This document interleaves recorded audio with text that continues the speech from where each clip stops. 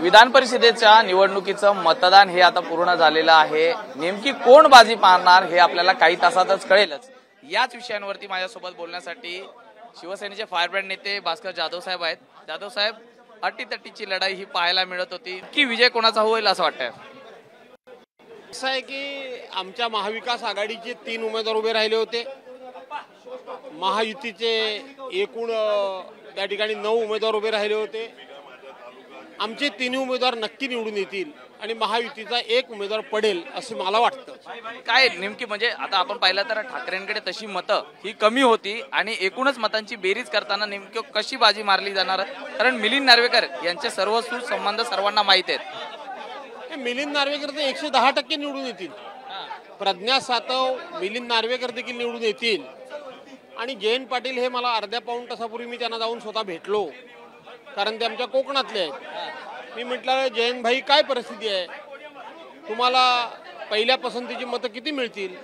ते म्हणाले माझ्याकडे म्हणजे पवार साहेबांच्याकडे 12 मतं होती, पण जयंत पाटील स्वतः म्हणाले की मला 22 ते 23 मतं पडतील। आता पहिल्या पसंतीची 22 ते 23 मतं पडली म्हणजे ते पहिल्याच पसंतीला निवडून येतील। पण तरी देखील आम्ही आमची सर्व मतं ही जयंत पाटलांना 2 नंबरची मतं दिलेली आहेत। त्यामुळं 22 ते 23 मतं जयंत पाटलांच्याकडे आहेतच, तर दुसऱ्या पसंतीच्या मतांची गरजच लागणार नाही। त्यामुळं प्रज्ञा सातव पण निवडून येतील, मिलिंद नार्वेकर पण निवडून येतील आणि जयंत पाटील पण निवडून येतील। त्यामुळे पडेल तो महायुतीचा उमेदवार पडेल। महायुतीत नेमका गेम कोणाचा होईल काय सांगाल? मला गेम कोणाचा होईल फक्त यावेळेला पंकजा मुंडेंचा गेम होणार नाही याची मी खात्री देतो।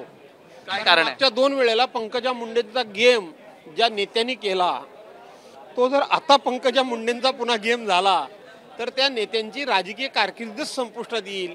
त्यामुळे ते नेते पंकजा मुंडेंच्या प्रेमाखातर नाही तर स्वतःची राजकीय कारकीर्द वाचवण्याकरता म्हणून पंकजा मुंडेंना निवडून देतील एवढं मी सांगतो। एक मोठं विधान केलेलं आहे, म्हणजे भाजप किंवा राष्ट्रवादी या दोघांमध्येच कुणाचा तरी गेम होईल असं म्हणताय तुम्ही? भाजपचाच होईल।